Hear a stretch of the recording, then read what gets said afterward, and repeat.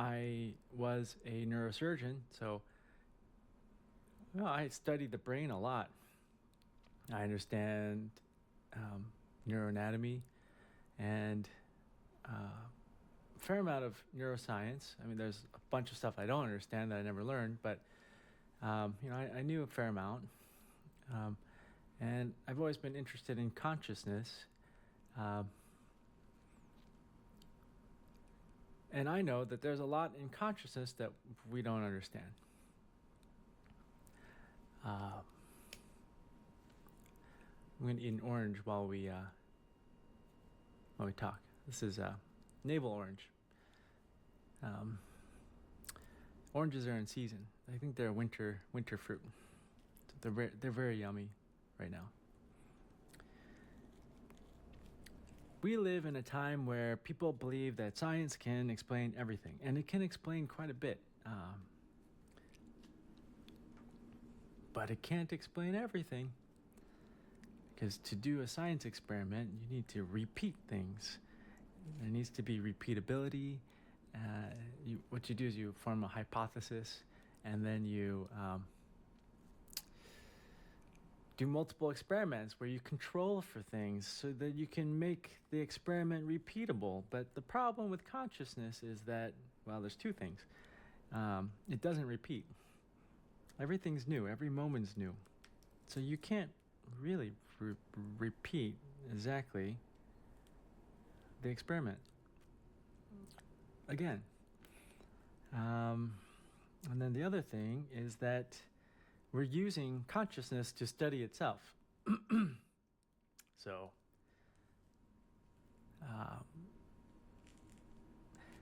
it's different if you're using consciousness to study something else, like some atoms or a tree or a frog. But when you use consciousness to study consciousness, you run into a problem. Here's the orange.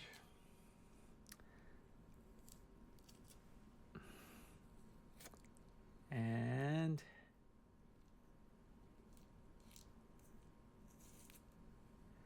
here's an orange with a little baby slice on it. That's yummy.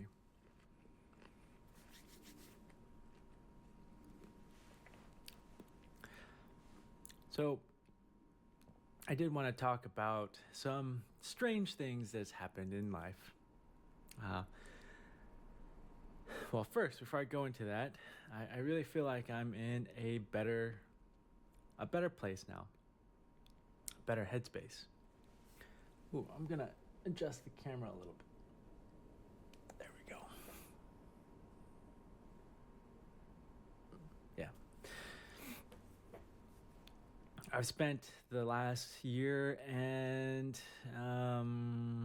4 months since I quit my job really focusing on healing and learning about myself and understanding how I think and what choices I've made and what patterns of choices I make that the patterns continue in my life.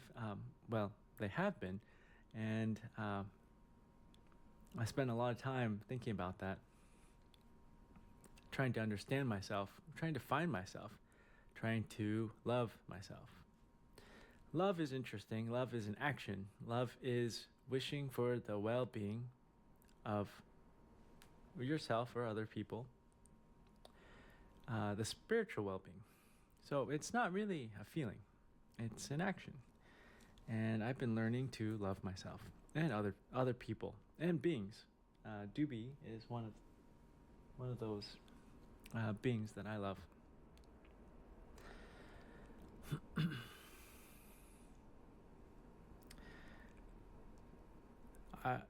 I've learned a lot, and I feel like I'm in a better place. I can love myself now, which I don't think I could say that for the majority of my 40 years of being in this body on this earth.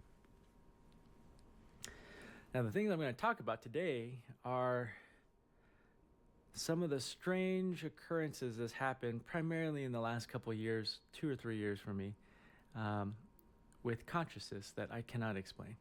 And and they boggle my mind. I can't explain them from my science part of me. I trained at MIT and studied biology.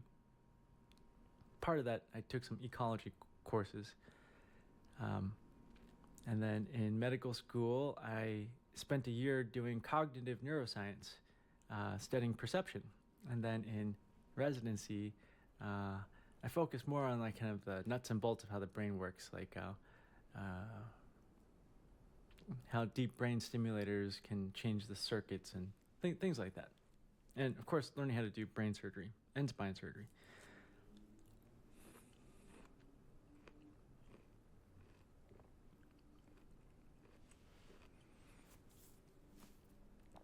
But what I learned was that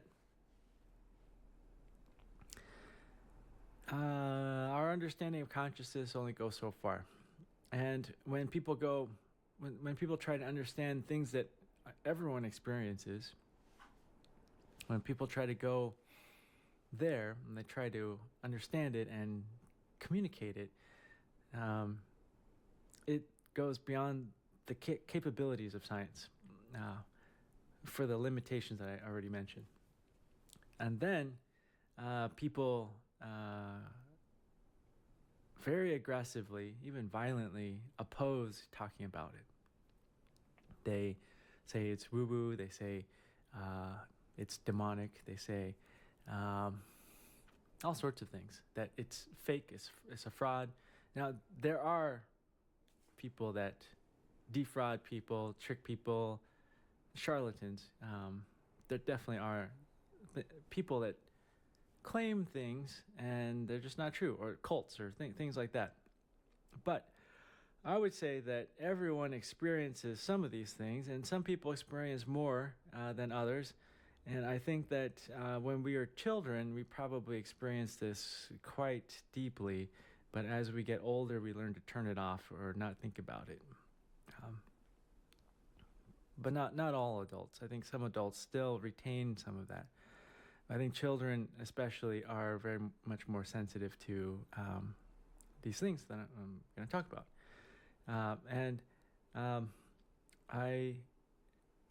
I'm emboldened to talk about these things, even if people will say, hey, 𝗂𝐽𝐽 really went out into the woo-woo he's lost his mind, and he's schizophrenic or something like that. I say a lot of stuff on this channel, and I try to just say what I am experiencing as true to my experience as possible. I think that's how this channel has grown so big, because I'm trying to communicate what I'm experiencing. And I think because we all come from the same consciousness, I think it resonates with a lot of people. And that's why this channel has grown so much. And I'm going to keep doing that. One of the things, and here in this video, I'm taking a little bit of a risk, because there's a lot of people that get very defensive about what I'm about to talk about, because it doesn't make sense in our current framework of science and materialism. Science and materialism explains a lot about the universe, but it doesn't explain this. So, at the risk of alienating some people who might think that I'm crazy, I'm going to share what I have experienced and the weird things that have happened over the last 2 to 3 years. Now, the reason why I'm emboldened to talk about this is because I just finished listening to an excellent podcast called the Telepathy Tapes, which is about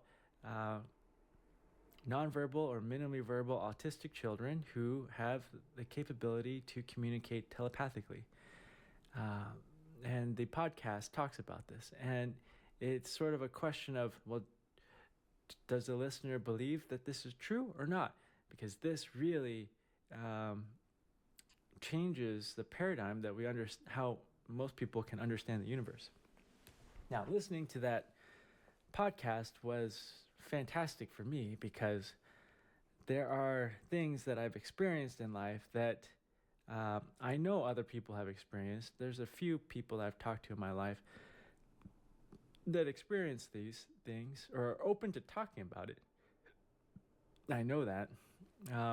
And so when I heard this telepathy tapes, I was very happy to hear that, because it helps me know that people are talking about it, despite it not being accepted by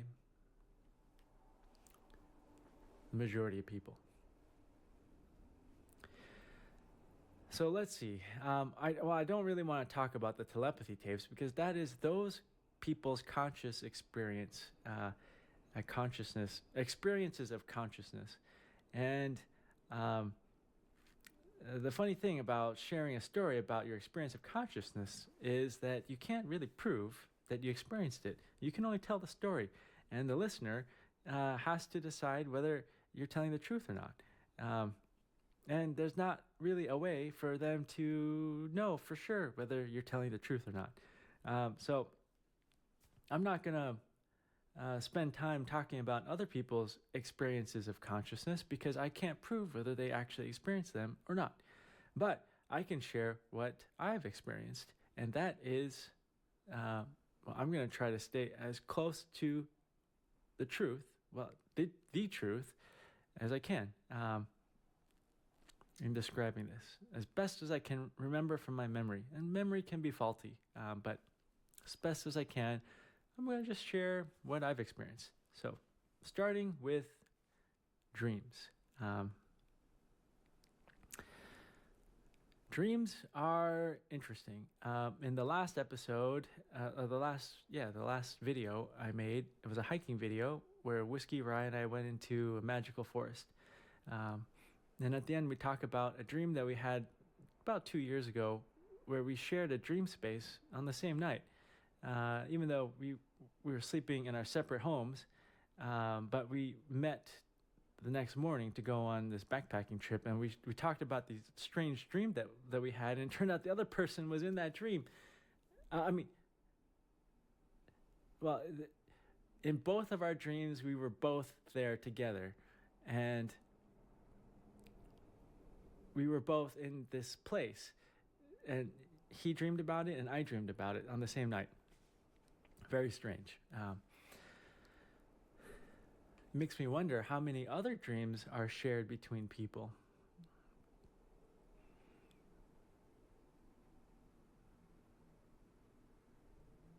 Yeah.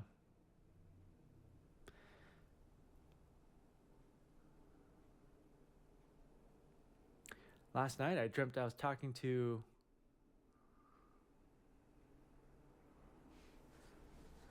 I was talking to a bunch of people. I was talking to Meg Ryan. We were in a bus, and she was telling me she was telling me about something. And then I saw my med school friend, one of my med school friends. Saw other people. I saw strangers that I didn't know. One of them came up to me and said, "Hey, did you know about that bridge that collapsed and 78 people died?" It's like, no, I didn't know that. Strange.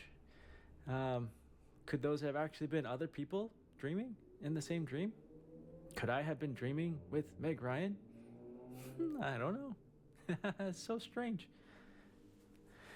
But dreams, dreams are very strange.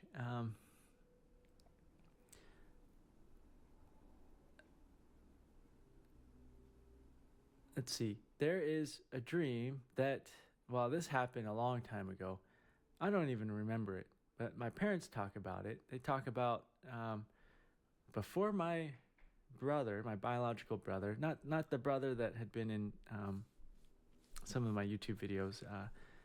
That's my brother-in-law, but my biological brother, he's 5 years younger than me, and my parents were trying to have another child for a while. But one day, they said, I came down from my bedroom and said, I had a dream that I'm going to have a baby brother, and his name is blah, blah, blah. I'm not going to say his name for his own privacy. And he's going to come in 10 days. Well, that dream wasn't quite accurate because it takes longer than 10 days to have a human baby. But 10 months later, my little brother came into existence, into this earth, and his name is the name that I said in the dream, that I heard in the dream. Dreams are funny like that. How does that happen? Is that just a weird coincidence? I don't know. I mentioned a dream in one of the Help Your Body Heal series about one night I went to some place that seemed like a ruined temple, but it wasn't. The gravity didn't seem to be working like it does here. There were white like marble stones, but in an arch. But the arch wasn't like this. It was like going off like that. Like it didn't seem to be quite working with gravity. And when I look in the sky, there's like big purple planet, and it's dark and it's not blue like here. And then, but there was grass and water. And then there was this old man taking care of this ruined temple, and he was surprised that I ended up there and said, "Oh, how did you find this place?" And I said, "I don't know." And he said, "Well, you could have found this place if you knew these coordinates in a different dimension." And I didn't say anything because I had no idea what he was talking about. And then the caretaker said, "Well, the being of this place wants you to reincarnate it." And he put a burnt rabbit head in my hand with ash or soot. And I agreed to reincarnate it, and the black dust started swirling around the rabbit's burnt head, this black head. And then these ears started forming, and they started twitching, and I knew that the rabbit had come back alive in the palm of my hand. And I stopped, and then the old caretaker said, "No, you got to keep going and make him into a man." And at that point, I got a little scared because I didn't know who I was reincarnating, and if it was a good thing or a bad thing to do, or if I would regret reincarnating this man. But I kept going, and then I woke up. That was before I quit my job. And so I was very confused by that dream, and I wrote it down, and I looked up stories of burnt rabbits, and the only story I could find was a Buddhist story about the creator of the universe coming down to earth and then walking around amongst the animals and asking them for food. He came down, and then he was in the form of a man. And the man asked the monkey, "Could you spare some food for me?" And the monkey said, "Yes, have some of the mangoes that I have." And the man ate the mangoes. And then the man went along and found a jackal and asked the jackal for food. And then the jackal said, "Well, yes, I took some fish from the hut down the river. You can share some of the fish with me." And so the man ate some fish. And then the man came to a rabbit, and then the rabbit only eats grass. And the rabbit was ashamed that all the rabbit could offer the man was grass. And so the rabbit told the man, "Well, build a fire, and I will give you food." So the man built a big fire, and then the rabbit, seeing that the fire was made, shook itself so that all the bugs in his fur fell off, and it leaped into the fire to sacrifice itself to be food for the man. But the man, which was the creator of the universe, knew what was happening and prevented any hair on the rabbit from being singed by the flame. He brought the rabbit out and said, "You don't need to sacrifice yourself for me," and honored the rabbit with making the rabbit's image visible on the face of the moon, so all the other animals can see. Like if you look at the moon, you can see a rabbit or an old man, one of the two, or both. So that story was about not sacrificing yourself. And I've spent my whole life, I think, sacrificing myself for something else. usually other people. I was a doctor for many years, and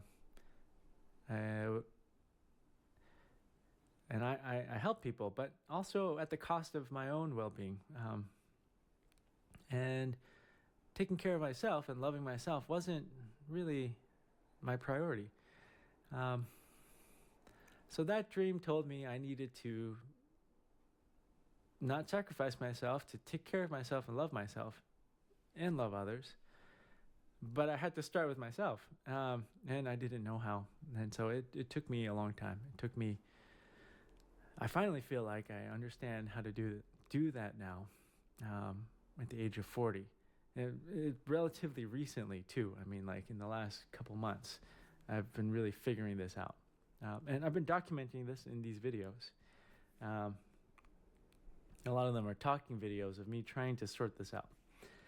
And I got help from, my lovely wife, and also therapy. I went to therapy for the last 4 months, and I feel like I'm actually going to stop therapy because I really feel like I've figured out what I went to therapy to try to figure out. And that dream was me reincarnating myself. I was the rabbit that jumped in the fire and got completely burnt to soot. I sacrificed myself and I didn't love myself. But now I've reincarnated myself both into the rabbit and then now into a man. And I'm here. I'm alive. You're watching me on a video that I'm making. I'm sharing that I've reincarnated myself. That's pretty darn cool. I'm glad to be here. That's the power of a dream. There are other dreams. Some dreams are I dream all kinds of things. Interestingly, I cannot dream. I have a hard time dreaming if I've had a weed gummy. And actually, I've stopped taking weed gummies because actually a while ago, I think September is last time I was regularly having a weed gummy. I had some over winter break, but then it confirmed that weed gummies make me dream less, and they also disconnect me from the universe. I feel like it disconnects me from time. It disconnects me from the past, and it disconnects me from possible futures. I think that there's many futures. They all depend on the choices we make. In fact, there's probably many universes, and we choose which universe we're going to go into. So it's like a multiverse. There's like multiple possibilities, but you only live in one. But weed, marijuana, or cannabis, THC, it disconnects me from perceiving the past and the future and the present all connected together. And I can't dream very well with it. And after I had stopped taking weed, I was having such intense dreams. So I don't do that anymore. I don't drink alcohol because I just don't think it's good for me. And I don't drink caffeine because that makes me anxious and kind of disorganized in my thoughts. But mushroom gummies have been interesting. I feel like they connect me more. And I think I can pay attention more to these things in consciousness that are, I think, helpful. So there's something that I call a glowing guide. We'll come trying to decide how to talk about all these strange things that happen. Glowing guide I'll talk about, and then we'll go back to dreams and visions. Glowing guide is the gut feeling, the intuition, the thing in your heart or your stomach that tells you, hey, this is good or this is not good. And it kind of nudges you, oh, hey, keep going that direction, or hey, don't go that direction, something's not right. Or maybe, hey, that person's important. Watch out for that person, even though it may not even make sense. In my life, when I have paid attention to those things, it's usually turned out well. And if I ignore those things because it doesn't make sense at the time, I usually regret it. And that's played out many times. It's particularly memorable with like the job I used to do when I used to take care of patients. There's stories. Well, this is someone else's story. One of my partners, he told me the story of one patient that came in, and right before surgery, she said, "I have a really bad feeling about the surgery." But my partner, he's very talented and very good surgeon. He said, "You're going to be okay. I've done this many times."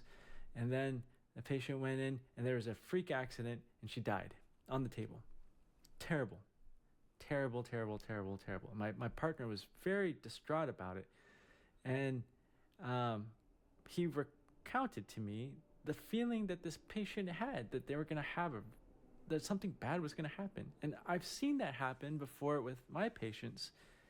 And it got later on in my practice, if a patient would say that right before surgery, I would say, okay, we're going to just cancel surgery and we're going to do it another time, or not do it at all. And the patients would usually agree to that. So there's something that tells us stuff before it happens. But I don't think the future is decided. We choose. Well, we have choice in a number of things. Not everything, but we have choice. And so I don't think the future is completely decided. There are some things that we can't change. But yeah, there's something I call the glowing guide, or people call it intuition. And I've been trying to listen to that more, pay attention to that. Now, going back to dreams and visions, I'm just describing things that I experienced in the last couple of years that are very weird, but they happen. Let's see. One day I was laying in bed and I was awake. It was early morning and I was looking at the ceiling, and then all of a sudden the ceiling just became like a portal. Then I could see a man looking at me, smiling, and he had whiskers like he hadn't shaved in many years. And he had a kind of a hood, orange and red kind of hood, and it looked like his clothes were handmade, like old. And then there was a big cliff. There's a big cliff here, and blue sky, and then green here. And he just stared at me and smiled. And then I finally said hello to him, and then he turned to the left and went away. And I didn't know what that was, because I was awake, but I could see very clearly this man looking at me, smiling. And it was kind of a cryptic smile too. Like he knew who I was, I didn't know who he was, and he had been waiting for me to do something for a long time, and then I had done it, and he was smiling at me. I had no idea what it was. And then I woke up that morning, and I came out, and I sat on this couch with my wife, and I told her this strange vision that I saw. And while I was recounting this, 𝗬𝐵𝐶 was standing over there near the printer over there, and she was smiling the same smile that the man was, the cryptic smile that the man was doing, and she just was staring at me. And my wife and I were like, 𝗬𝐵𝐶, are you okay? Well, her name is Baby. She said, baby, are you? Baby? Hello? And she just kept staring that same smile. I was like, I can't really do it, but she was doing that. And then eventually she turned to the left, just like the man did. And then she snapped out of it and was herself again, like, sniffing and running around. And very, very, very, very, very strange. I don't know what that was about. And my wife was there. She saw that. That was really weird. But the next day, 𝗬𝐵𝐶 and I had gone hiking near the ice caves, and I was going to make a video, which I think it was called "I Felt Bad Doing What I Was Told to Do, So I Blame Myself," or something like that. It was Yeah, I think that was the title. And I was looking for a place to make the video, and we had gotten to the end of the trail, but I saw these waterfalls to the right and this cliff, and I was like, I want to go over there because I bet there's a good place to make a video. So Doobie and I went that way, and I was like, okay, wow, this is so pretty here. There was like this cliffside and many waterfalls running down it, like I think three or four waterfalls coming down this cliff, and then there's green over here and blue. At the time, I didn't make the connection with the background of that vision, but I sat down and I made the video, and I mean, you can look at the video yourself, but it's still up here on YouTube. But after the fact, when I was editing, I was like, oh my gosh, that is where the man who was looking at me in the vision and smiling was. And that was like a couple days before Doobie and I went to make that video. So I don't know what that's about.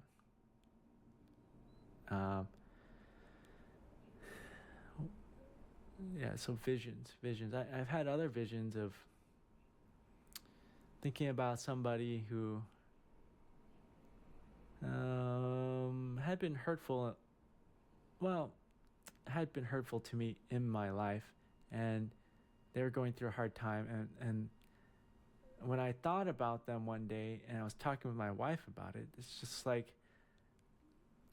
my wife is sitting at the dinner table, and right next to her, just like in that vision with the man, but this time it was like this big black hole just like sucking light and everything into it. I felt like I was being sucked into it.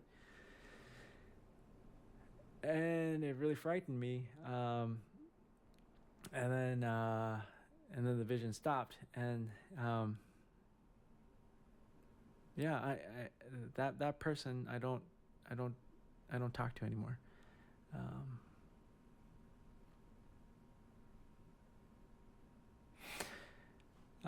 So that there's just strange things about consciousness that, I can't do an experiment on.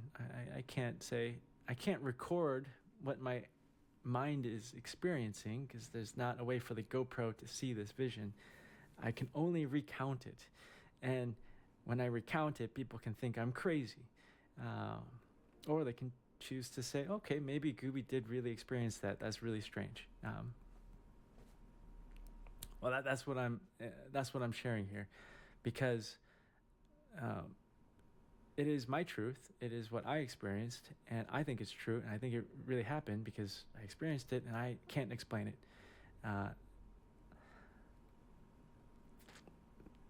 I'm going to continue with these weird stories. There is a time that I became, I think, somehow maybe quantumly entangled with ducks. Okay, now I know that sounds really, really bizarre. Some people are like, oh God, I gotta just unsubscribe from this channel because this guy thinks he's quantumly entangled with ducks. Okay, let me explain what happened. I was bicycling to work very early one morning because as a surgeon, you gotta start very early. Surgery starts at 7:30, so you gotta see the patient like by 7 or earlier. And I was bicycling to work, and it was twilight. The sun hadn't come all the way up, but it was light outside. And then all of a sudden, 3 ducks flew right in front of my bicycle. And they were quacking really loud. Quack, quack, quack, quack, quack, quack, quack. And it sounded really distressed. And I stopped my bicycle because I thought I almost hit one. And I looked over, and there was one female duck and 2 male ducks, and one male duck looked all beat up with mud all over him, and then there was another male duck that was trying to mount the female. And I thought, oh my gosh, that's a couple. This is a male and female duck, that's a couple, and then there's an aggressive male trying to essentially rape the female duck. And I looked around, and I was like, oh my gosh, I'm the only one here.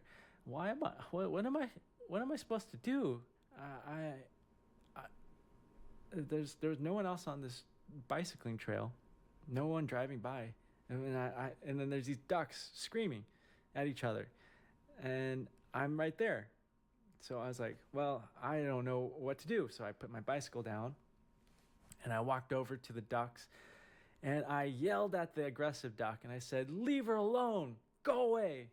And then that duck flew away, but all three of them flew away. And then they flew further down the path that I was going to bicycle down. And so I was like shaking at that point because I was like feeling all the feelings that these ducks were feeling, like the anger and fear and the aggressive, like wanting to, mate with the female. This feeling, all those feelings, all mixed together, all very intensely. And I was like shaking. I was like, whoa! And like I got on my bicycle and I started bicycling, but I only went like 50 yards and I ran into them again because they were fighting again. Now on the other side of the path. And I put down my bike and I yelled at that aggressive duck and I said, you leave her alone, like as loud as I could. And then that aggressive duck flew away. And then the other two ducks, they waddled together to this little puddle and they started cleaning themselves off. And the male was all covered with dirt and mud. And they started cleaning each other off, or themselves off, and then shaking off the dirt and stuff. I was going to be late to work, so I got on my bicycle and I went to work, and then I signed up the patient and I did the surgery. And while I was doing the surgery, I was telling the operating room staff, like the nurse and the scrub tech and the anesthesia doc and the PA I was working with, I told them the story. And I was like, I think I saved a duck from being raped today. And they're like, what? And I was like, I know it sounds really crazy, but this is what happened. And I told them, and they said, well, that's really strange. But that's not the strangest thing. This story continues. Many months later, I was very distraught about my life. And I finally came to the conclusion, this is after I had the rabbit dream, I finally came to the conclusion that I have to leave that job because it was killing me. And I had a very serious discussion with my wife, and we both agreed that, okay, I'm going to quit this job. At that time, I thought I was going to go part-time. And I had never reached that decision point before. And it was the afternoon, and we went out for a walk on the trail. And as soon as we got to the top of the trail, there were two ducks sitting there. And there's not usually ducks there because there's not much water up there. They're just sitting there on the side of the trail, a male and a female, and they're staring at me. And we walk by, and so here's me walking by, and here's the two ducks, and they just look at me, walk by, like that. And my wife was like, "That's strange. What are ducks doing here? Why are they looking at you like that?" And I was like, I don't know. But I remember the ducks that I had saved. I'm like, I wonder if those were the ducks I saved. And then we walked further down the trail, and we ran into deer. And usually we don't see that many animals on this trail. And then the deer also stared at me as we walked by. And then we ran into rabbits. We see lots of rabbits, but they stared at me too. And then there was some other animal. I don't remember if it was a raccoon or something, but it was strange to see this many animals on the trail. And I don't think the raccoon stared at me, but the deer, the rabbit, and the ducks stared at me. It was very strange. And I said to my wife, maybe the ducks came to like encourage me to go through with this decision that we just discussed. And she was like, okay. And and then later on, this was months later, I had come to the conclusion that drinking alcohol regularly, like a couple drinks a night, was hurting me more than any help that it gave me. And also that I was escaping the feelings, and I was escaping myself through playing video games excessively. And I come to that conclusion, and I decided that I'm going to stop drinking alcohol completely and playing video games. And I was discussing with my wife, and but this time it was at midnight, and we had to go to bed, and Doobie had to go potty. So I took her out. It was like 12:30 now, and I had just made that decision. And then on the asphalt outside my home, there were two ducks sitting there, a male and a female, looking at me. But there's never ducks there. But these ducks were there. I took a video of it and I showed it to my wife. I'm like, look, these ducks, they're just sitting there. How strange. Coincidence? Maybe. Synchronicity? Probably. That's why I say I think I became somehow quantumly entangled with these ducks.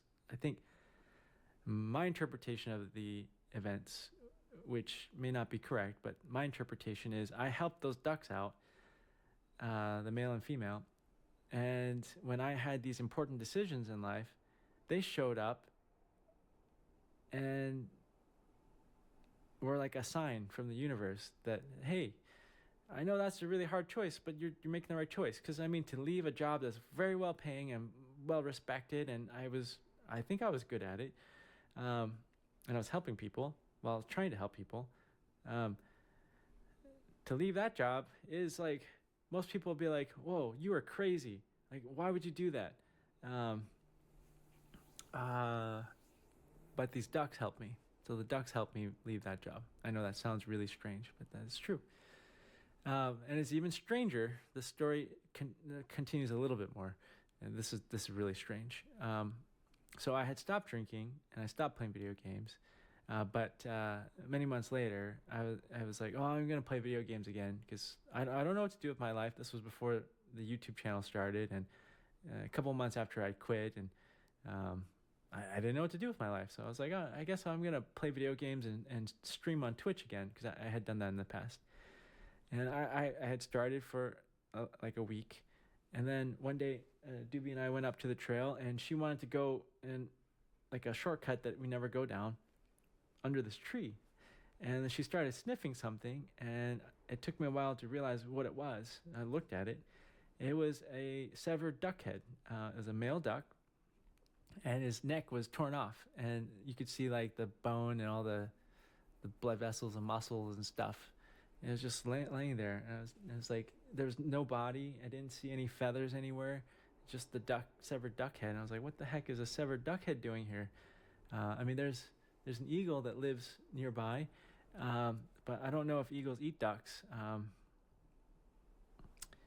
But something killed the duck and left its head there.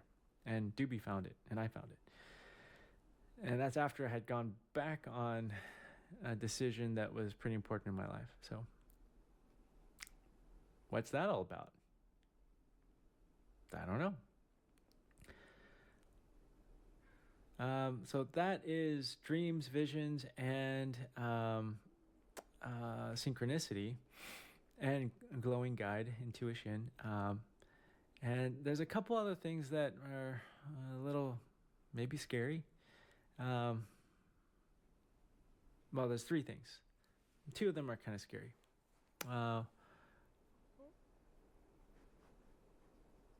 And I will leave the non-scary one for last, so I don't end on a scary one. So we'll talk about two scary ones. One is at the time that Stranger Things, the TV show on Netflix, was out, I became very interested in this character, 11, who is able to remote view and communicate telepathically if she's laying in a quiet place, with usually floating in water and with a blindfold and earplugs. And she also has powers of telekinesis and things. But I was more interested in her remote viewing capabilities. And I had heard that the U.S. government had programs focused on remote viewing, and even people were able to locate like downed aircraft, like in the Carter administration, the downed aircraft that were lost in the jungle and no one could find it, but remote viewers could, or a remote viewer could. So I've always been kind of curious about that, and I watched that show, and I was like, I wonder if I can do that. And so there was a place here in Seattle that has sensory deprivation tanks where you lay in water that's got a very high salt concentration, and it's almost like you're floating without gravity, and it's dark and quiet. So I went there, and I was laying in the water, and I was like, what should I try to remote view to see if this actually works? And later that day, my wife and I are supposed to go visit a colleague of mine that I've never been to their house. And so I said, well, I'm going to see if I can see the inside of their front door. Nothing like, well, at the time, I didn't think about how intrusive this was. I was like, oh, well, I'm going to see the inside of the front door in a couple hours. I'm going to see if I can remote view what it looks like on the inside of the door. And so I was just laying there and emptying my mind and then focusing on seeing what's inside the door. And all of a sudden I could see this door with windows, and I could see the wall and the little runner on the bottom. I could see the color of the wall and the little runner. And then I saw an eye, a single eye, just looking at me, and I got scared. And then I like covered it in ink and a cloudy ink, and then I left that place. And I told my wife about it, and I said, I'd be very curious to see if it really is that way when we get there. And so I described the color of the paint and the runner and how the door looked with the shape of the glass and all that stuff in the wood. And we got there, and it looked like that. And I was like, what the heck? This actually works. But it was also very concerning to me because I didn't really think that it was going to work, but it did work. And I feel like I had invaded the privacy of my colleague's home. And that eye that was looking at me, I felt like was my colleague or something. And I was like, okay, I'm never going to do this again because I think there's something off about this. It could be dangerous. And what if someone does that to me?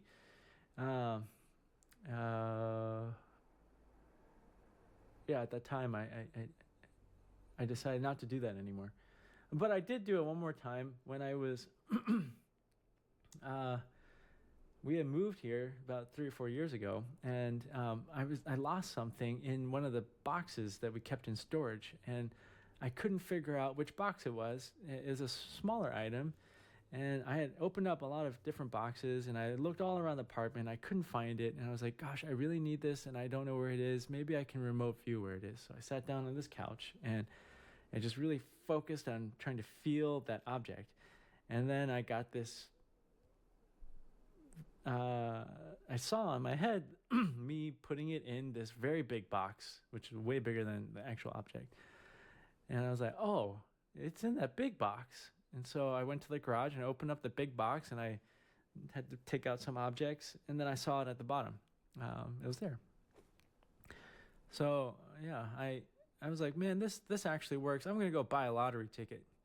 And I bought a lottery ticket, and I didn't get the lottery because it doesn't quite work that way. Oh, that reminds me of the rock, paper, scissors.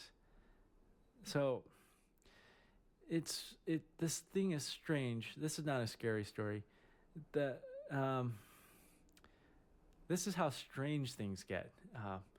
So one thing that my wife and I used to do when we couldn't decide whether we're gonna, like, if we're gonna get some food from outside, and we'd have a trouble deciding between two options like Mexican or Thai or something, we would do rock, paper, scissors. And rock, paper, scissors, I'm sure everyone's played that. You have the choice between rock, paper, scissors. And rock beats scissors, and scissors beats paper, and then paper beats rock. But when we play this game, my wife would almost always win. For some reason, it wasn't a 50-50 probability like it should be.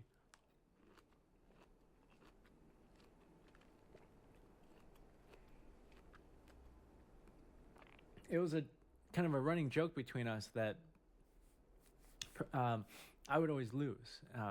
Like, it wasn't always, but I would say like maybe like 8 or 9 times out of 10 I would lose, which was strange because it should be 5 out of 10 over the long run.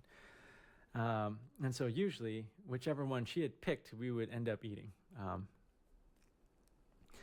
But one day I said, you know what? Maybe I'm losing because like one of us or both of us know what each other are going to choose, and either I'm choosing to lose or you're choosing to beat me, and something's happening there. So maybe we could reverse this outcome if I focus really hard on choosing the opposite of what I feel like I should choose. And so my wife was like, okay, because it is really strange that you lose all the time. And so I would say, okay, hold on, I gotta think about what I feel like I should do, and then we're gonna play. And so I would think about what I would normally feel like I should play. Like, should I play the paper or the rock or the scissors? But let's say I feel like I should play paper. But then my wife is probably going to beat me, so she's probably going to choose scissors. So if I want to beat her, I actually have to do rock. So then we would say rock, paper, scissors, and I choose rock and she choose scissors. And I would win. And we're like, whoa, I won. And she's like, what, you won? And then she was like, do it again. And we'd do it again. And I would think the exact same thing. I was like, what should I do? And then, no, I got to do the opposite. And then we do it. And then I would win. And then she'd be like, no way, do it again. And then we did it like 5 or 6 times. And I won every single time. And both of us were like, what the heck? Since that time, we don't play rock, paper, scissors anymore to decide what if we're deciding between 2 options. We just flip a coin because that seems to be more 50-50 chance. Because it seems like one or both of us are somehow knowing what the other person's choosing beforehand. It's very strange. Now, we've tried to play rock, paper, scissors one other time since that weird occurrence like a couple years ago. And it seemed like I was trying really hard to replicate it, and I couldn't. It seemed like it was more closer to 50-50, which is different than before where I was losing all the time. But it seemed like it was more 50-50 now. Again, strange thing. I don't think I could prove. I don't think I could prove what happened. But that's what happened. All right. So what's left is one scary thing and a cool thing.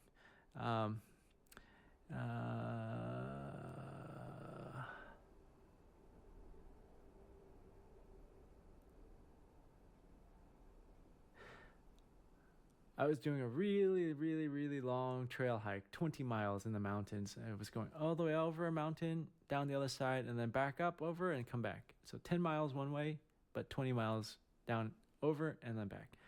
And around mile 14, I was back up near the top of the mountain, and I was on this trail. There's no one else there. And all of a sudden, I felt scared, and I had goosebumps all over my body. And when I looked straight ahead, I just saw the trail, but in my mind's eye, I saw this man-shaped shadow standing there looking at me, except its head was more kind of like triangular instead of round like our heads. But it was more dark. It wasn't like it was like dark-haired. It was just darkness, like a shadow. But I felt like it was looking at me and standing there in the path that I was supposed to run. And I got scared. And I was like, oh man, what is this? Because like I can't see it with my eyes, but I can see it with my mind. And my body was reacting to it. And I just told that being, I was like, hey, I'm sorry I'm in your home. And please let me pass safely. And I don't mean you any harm. And that shadowy figure went away, and then I ran through where that whatever it was standing. That happened, and like a month later, I was thinking about it. I'm like, maybe I didn't have to be scared of that thing, but it did make my body feel scared. But maybe it's not actually a scary thing. And so one day I just decided to hike back up there, and I brought some strawberries with me.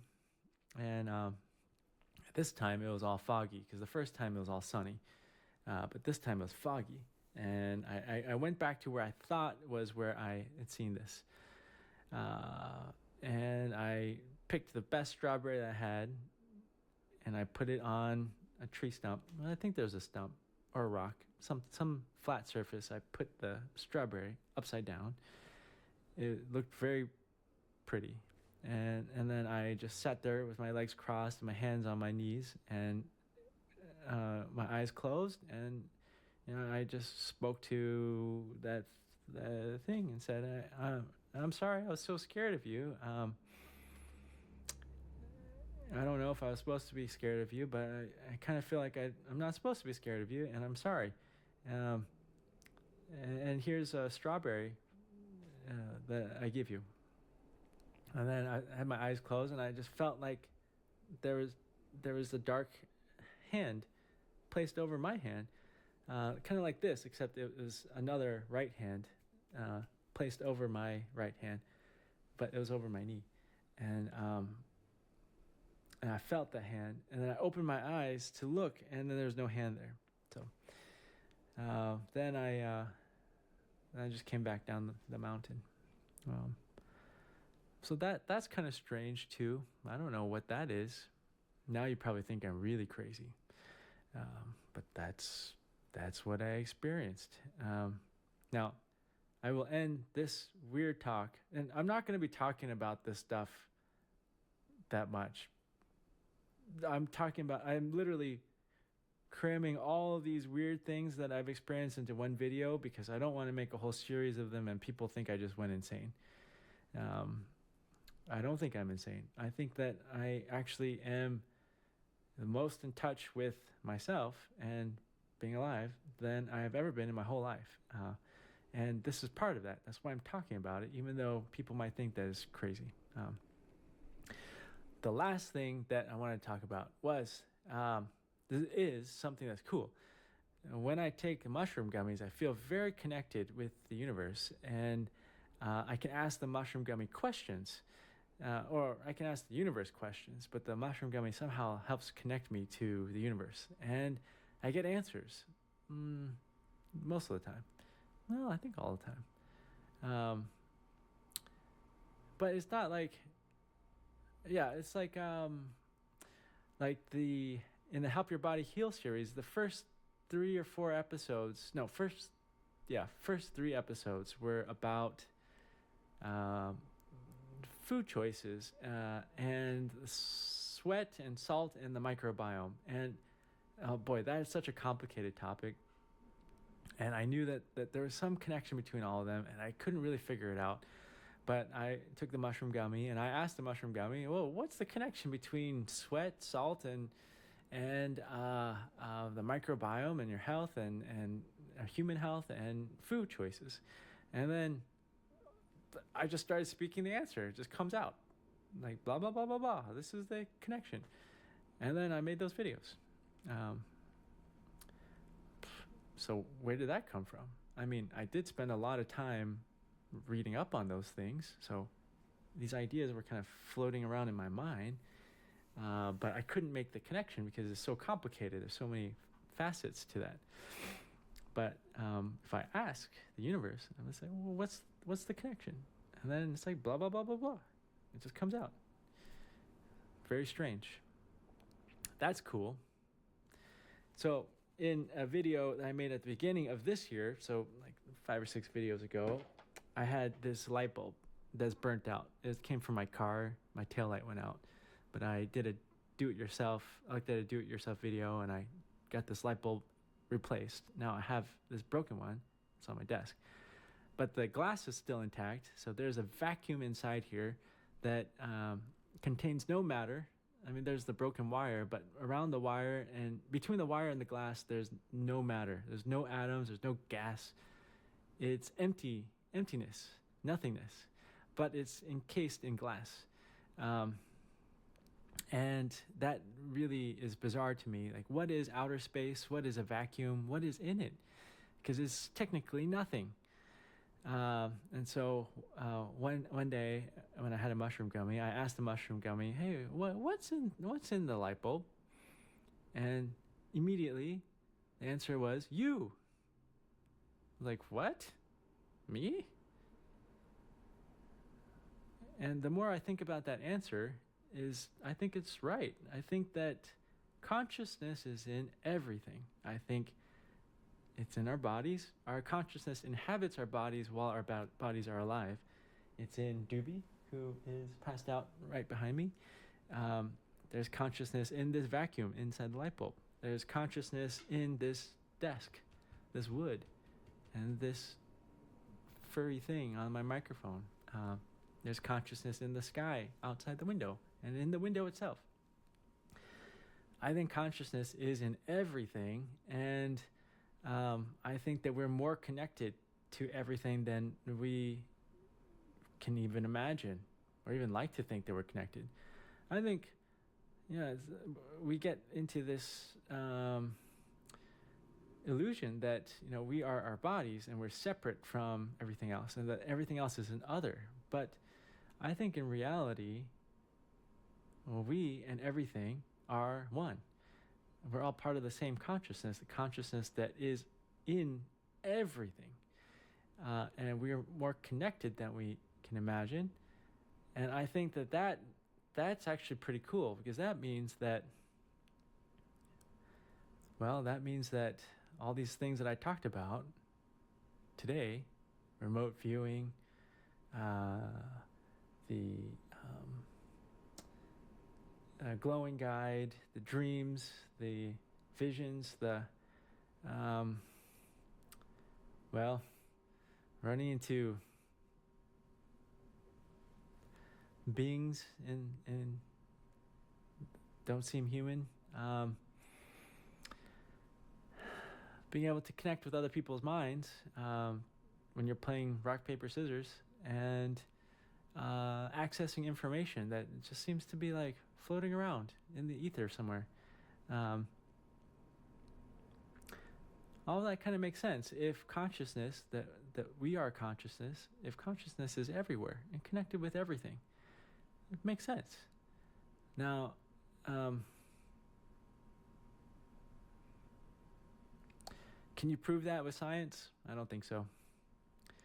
Am I making stuff up? Well, I don't think I'm making stuff up. You might think I'm making stuff up, but I'm just trying to describe what I've experienced, the strange things I've experienced.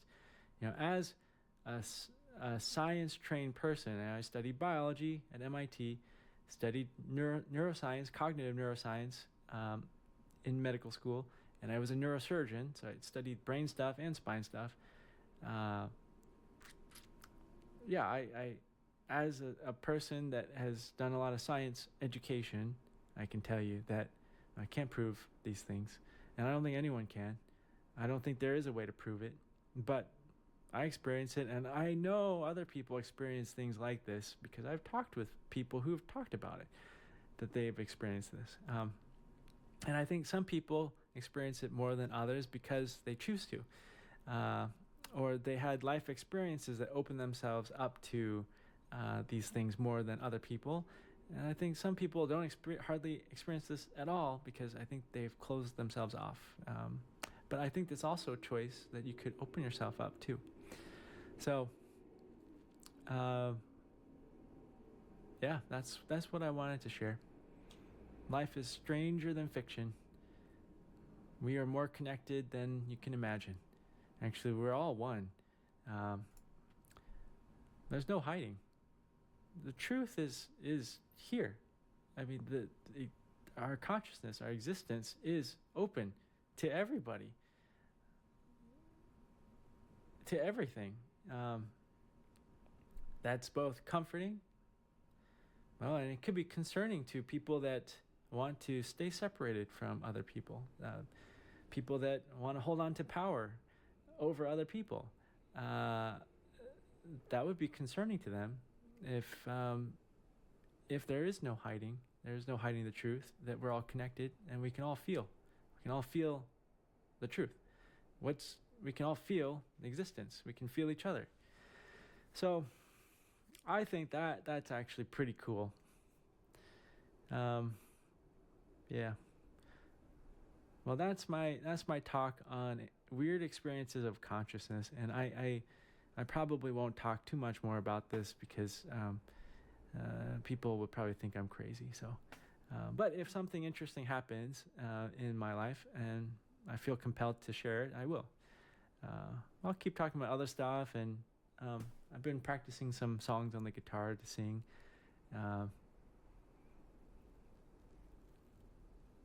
And the days are slowly getting longer, so that means hiking season will come back. But in Washington, the snow in the mountains doesn't melt until July 4th. That's a long time. But I'll probably be doing some backpacking and hiking before then at lower elevations beneath the snow line. Maybe with 𝗬𝗎𝗄𝐽. She's missing going outside because it's been too snowy for her in the mountains. So yeah, I'll continue doing that. And I am continuing to write. I'm writing this novel of the story that I feel compelled to write. And I don't know when I'll finish it, but I think I will finish it this year sometime. So yeah. Well, I hope you're having a great day. And if you're not, I hope your day gets better.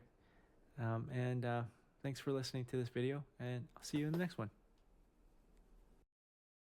That was interesting. It was a lot to take in at once, and that makes sense to some, probably not everyone. But first of all, don't stop talking about it, bro. It's like, if you stop talking about or thinking about consciousness like you are, and then thinking that you won't talk about it more because other people would deem you crazy, I think that is a big loss to the world, honestly. I have experienced a lot of what you are communicating, and because of that, I am very excited and calm, also kind of reassured, and there's a lot of things going on inside of me right now, but it's kind of blown away when you're talking about the hooded person, given the context. But everything from the quantum entangled ducks to the dreams, the visions, the statistically impossible rock, paper, scissors, intuition, the glowing guide, and weed edibles and mushroom edibles, intuition and energy, and the vacuum being us, and, you know, I could go on. I've tried to kind of simplify things over the years in terms of how I say things, but I think I've just not been talking to the right people. The universe observing itself through itself. Energy attracts more of the same. You know, I think energy, that is where I have found my vibe. Because it goes into the same thing. If consciousness is in everything, then everything is you, and you're connected to everything. Feelings, the experiences, all that stuff is just, it just checks out. And then you go back thousands of years and you look into the old scriptures and stuff. See how people figured out once that you can control or limit consciousness, and they started a war on it. But if you go into the whole teachings of it all, you can see that people have been asking questions that is directly tied to what we're talking about for many, many, many, many, many, many, many years, and sometimes more years than people are comfortable accepting. I don't think you sound crazy. For me, it's just a reassurance, because you coming from your background as well, neurologically, what can I say, capable in terms of your education, your experience.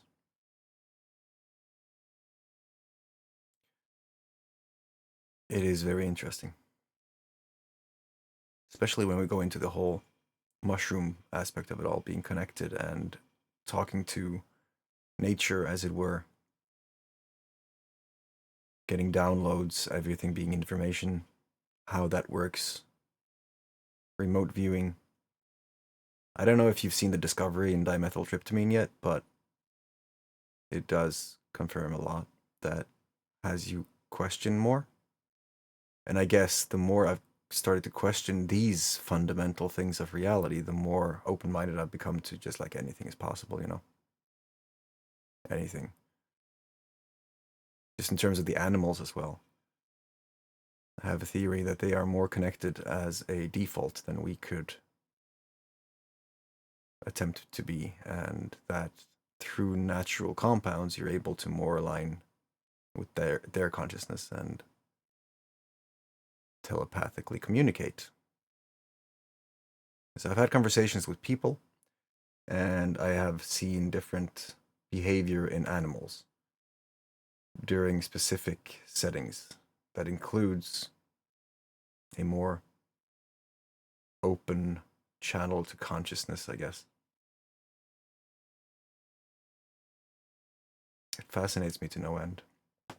And just to, you know, prove the synchronicities and all that stuff, just to kind of point to my confirmation of this, while I was listening to you talk about this, I had a message pop into my phone, an SMS from a person who is very, very, very, very connected to this whole thing, and he sent me a video that just goes in more depth into what we're doing right now, this conversation, however metaphysical it might be being. I don't know if you saw the symbol on the left side of the screen, which is Words Web. It symbolizes the past, present, and future. When he sends that at this moment, given how rarely we actually talk, makes you wonder.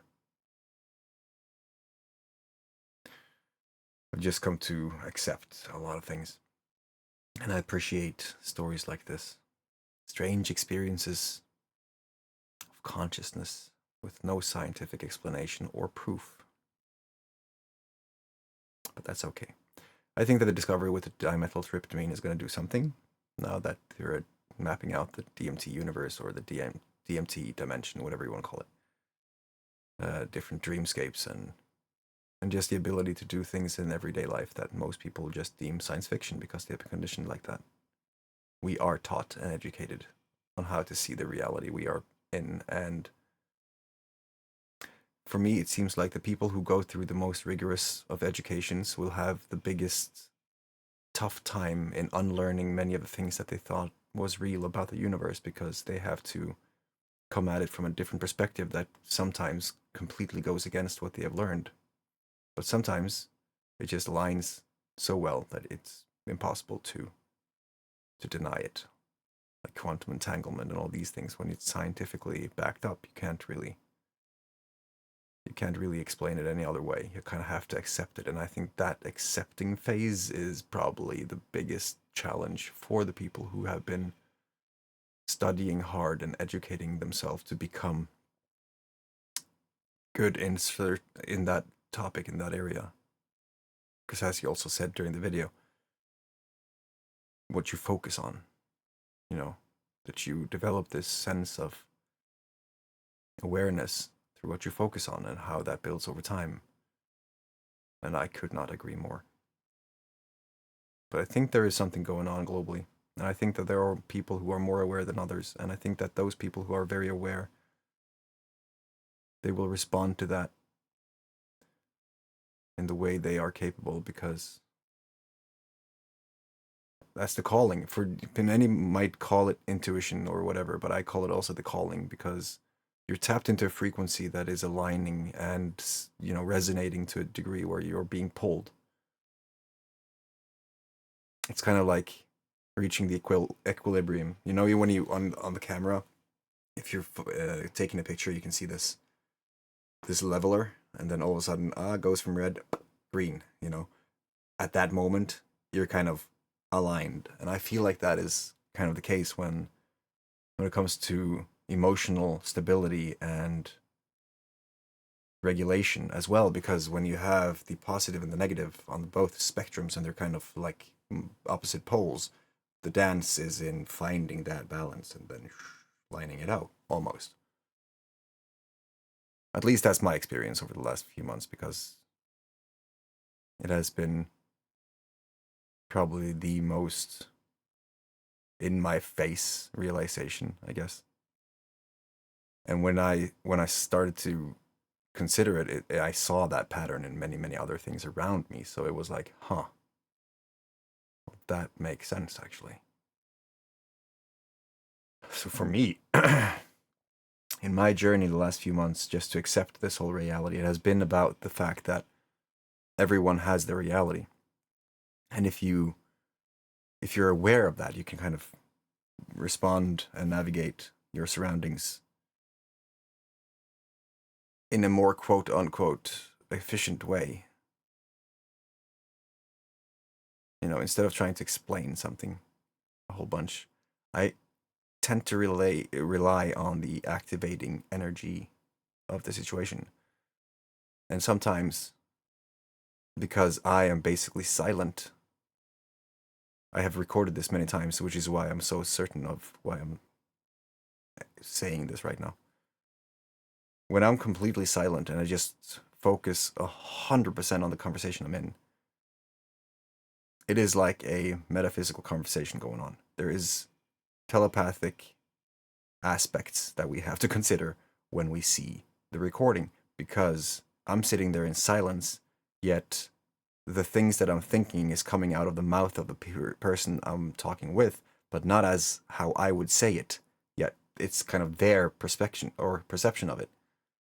So I'm getting their side instead of me saying a whole bunch of things that kind of clutters the definition or clutters the narrative or clutters, unpurifies whatever they wanted to say. It just comes out from them, and they are often doing it because the thoughts are kind of rummaging around to a point where it just has to be shared or said. And maybe that's something. Maybe just when you're in a conversation that is energetic, the trick is to see who shares the idea first, the thing that is just in the ethers, in the setting or whatever, that if you are able, because it's noisy in the silence sometimes, there's chaos in the calm, if you're able to keep your tongue, and even though if some of the things that is being said is triggering you or scaring you or anything, to keep the cool and keep the silence, allowing everything to be shared, It's fascinating. It's still fascinating me because I'm talking to many people, and I also think there is a huge difference in talking online compared to talking around a campfire, face to face in the energy, also with the campfire being a primal energy source, being able to transmute anything. There is something to be said about that. And then focusing on the energy, the activating energy, is just going to allow the conversation to unfold as it has to, according to whatever is supposed to happen. Because I also start to think a lot about the whole concept of free will. Seems like when you're on a flow, when you're aligned, you're being pulled more than you're trying to do anything. It's happening regardless of what you want, Be careful what you wish for. Because if you focus on it, it will happen. And when it does happen, it might not be as good as it was supposed to be when you thought of what you wanted from a place of not having the experience of going through what it required to get it. Change is the only constant. Thanks for the thoughts. That was a good conversation, Gooby. If you want to have a face-to-face conversation, that will be very interesting. And I'm very open to that. Don't think that you are crazy. I hope that you do quite the opposite. That with your authority and your experience and what you know, that you go gung-ho and share what you experience from your perspective. And then we get to see that there are more puzzle pieces, you know? So I appreciate you making that video. I think you're honorable. I think that it demands respect to do what you just did. So thank you for that. May you go on a hike, an adventure, very soon.